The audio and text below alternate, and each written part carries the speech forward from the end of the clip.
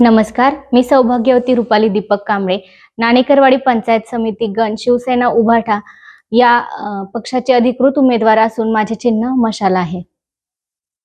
या निवडणुकीत उतरण्याचा निर्णय घेतला तुम्ही, त्याचा मुख्य हेतू काय आहे तुमचा?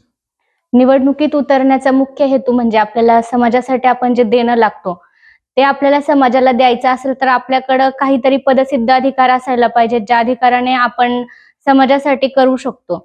महिलांचे अनेक प्रश्न असतात, समाजातील आपण म्हणतो रस्ता आहे, कचरा आहे किंवा सांडपाणी व्यवस्थापन आहे, महिलांच्या सुरक्षेचा प्रश्न आहे, विशेषतः शाळेतील मुलींच्या.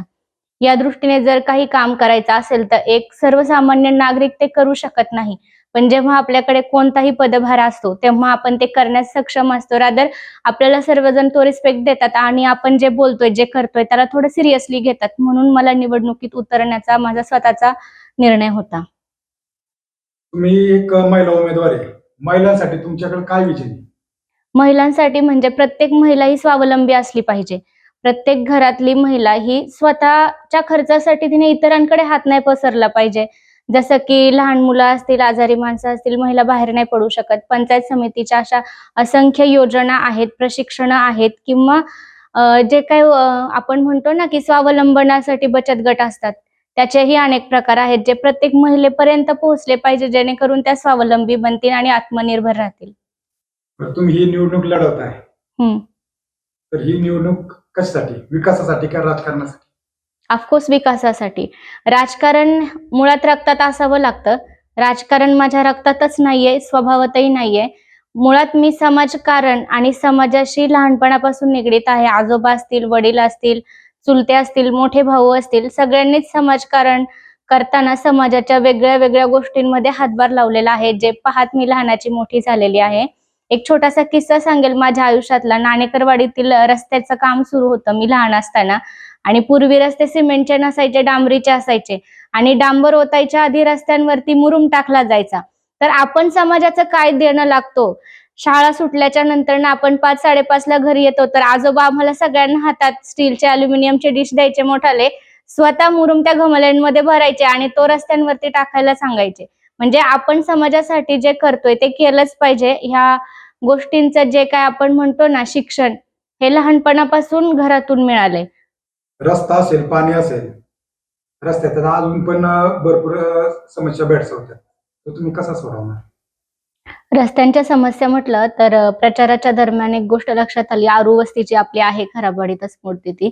त्या आरू वस्तीमध्ये रस्ता आणि सांडपाण्याचा जो प्रश्न आहे तो खूप मोठा आहे. गुडघ्यापर्यंत खड्डा झालेला आहे रस्त्याला आणि सांडपाणी सगळं त्याच्यात जमा होते. त्यामुळे येणाऱ्या जाणाऱ्यांची गैरसोय होते.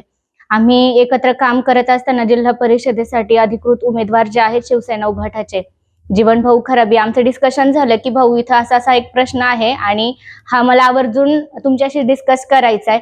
ते ऐकल्याच्या नंतर भाऊंनी तात्काळ तिथं रस्त्यासाठी आणि सांडपाण्यासाठी जे आपण म्हणतो पाईप्स असतात सिमेंटचे, त्या पाईपचं नियोजन केलं, जे तिथं आता वस्तीत आहेत आणि त्या संदर्भातलं अधिकाऱ्यांशी बोलून कामकाज सुरू झालेलं आहे. काहीतरी फूट खाली रस्त्याच्या खाली खड्डा घेऊन ते पाईप गाडावे लागतील, जेणेकरून त्या सांडपाण्याचा निचरा होईल. निवडणूक हा विषय फार नंतरचा आहे आणि ह्या कामांची जी सुरुवात आहे ती पाहता क्षणी सुरू झालेली आहे, की प्रशासनाकडून निधी येईल आणि मग कामं सुरू होतील, अशी भूमिका आमची असणार नाहीये. जे समाजातील महत्त्वाचे प्रश्न आहेत ते सुटले पाहिजेत आणि त्यासाठी आम्ही तत्परतेनं काम सुरू करतोय. काम करत असताना अडचण आली तर संघर्ष कराल की तडजोड करणार?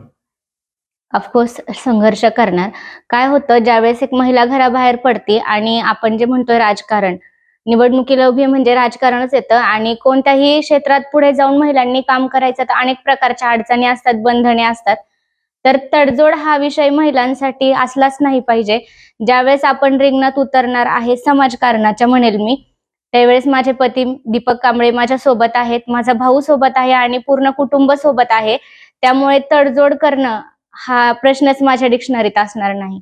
फक्त तत्व आणि समाजसेवा ही प्रामाणिकपणे झाली पाहिजे, हाच माझा विजन असेल आणि त्यासाठी मी नेहमीच प्रयत्नशील असेल. पंचायत समिती सदस्य म्हणून निवडून आल्यानंतर महिलांसाठी तुमच्यामुळे काय बदल घडले? महिलांमध्ये काय बदल झालेला असेल? सर्वप्रथम पंचायत समितीच्या ज्या योजना आहेत, जे बचत गट आहेत, बचत गटाच्या माध्यमातून अनेक गोष्टी ज्या आहेत, ज्या महिलांपर्यंत पोहोचवायला पाहिजेत, त्या 5 वर्षात मी प्रत्येकांपर्यंत पोहोचवण्याचा प्रयत्न करणार आहे.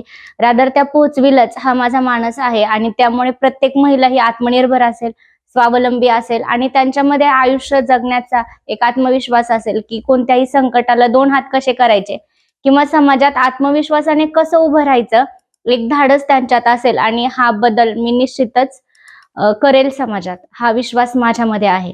पंचायत समिती गणामध्ये जे नाणेकरवाडी असो, खराबवाडी असो, बिरदेवडी असो, ही मतदानाच्या बाबतीत मोठी गाव आहे. हं. पण अनेक उमेदवार तुमच्या ऑपोजिट उभे आहे. पण मतदान तुम्हालाच का करायचं? छान प्रश्न आहे. मतदान मलाच का करायचं? रिंगणात एकूण 7 उमेदवार आहेत. माझ्या विरुद्ध अजून 6 जणी आहेत आणि त्यांना ती निवडणूक लढवण्याचा पूर्ण अधिकार आहे. प्रत्येक महिलेने स्वतःला सिद्ध करावं. मी मतदारांना एवढंच आवाहन करेल, की 7ही उमेदवारांमध्ये सक्षम कोण आहे? भविष्यात तुम्हाला येणाऱ्या अडचणी कोण सोडवू शकतं किंवा तुमच्यापर्यंत प्रत्येक योजना कोण पोहोचवू शकतं ह्याचा मतदारांनी अभ्यास करावा. मी सांगेल, की हो इतर 7 बाकीच्या 7 उमेदवार जे आहेत मी पकडून, त्यामध्ये मी सर्वस्वी योग्य असेल. मी शैक्षणिकदृष्ट्या सुद्धा कॅपेबल आहे. मी सगळ्यांसमोर तुमच्यासाठी भांडू शकते. प्रत्येक योजना तुमच्यासाठी पोहोचवण्यासाठी जे टीमवर्क लागतं, ती टीम माझ्याकडे अवेलेबल आहे. आणि सगळ्यात महत्त्वाचं 24/7 तुम्हाला कधीही कोणतीही अडचण झाली, तर तुमच्या अडचणीच्या काळात मी स्वतः किंवा माझ्या टीममधील कोणताही मेंबर तिथे अवेलेबल असेल. त्यामुळे मी मतदारांना आवाहन करेल, की तुम्ही मलाच मतदान करा. मतदारांसाठी तुमचा काय संदेश असेल? मतदारांसाठी असा संदेश असेल, की शिवसेना उद्धव बाळासाहेब ठाकरे गटातील मशाल हे चिन्ह घेऊन जे निवडणूक लढवत आहेत, म्हाळुंगे नाणेकरवाडी जिल्हा परिषद गट, जीवनभाऊ खराबी आणि नाणेकरवाडी पंचायत समिती गणामधून मी रुपाली दीपक कांबळे, आम्हाला चिन्ह मशाल आणि अनुक्रमांक दोघांनाही 1 आलेला आहे. तर 1 नंबरचं बटन दाबून तुम्ही आम्हाला 1 नंबरने निवडून आणावं, अशी मी विनंती करेल. महाराष्ट्रातील ताज्या घडामोडी पाहण्यासाठी आजच आपल्या न्यूज 15 मराठी या चॅनलला यूट्यूबवर सबस्क्राईब करा. तसेच इंस्टाग्राम आणि ट्विटरवर फॉलो करायला विसरू नका. न्यूज 15 मराठी, आवाज जनसामान्यांचा.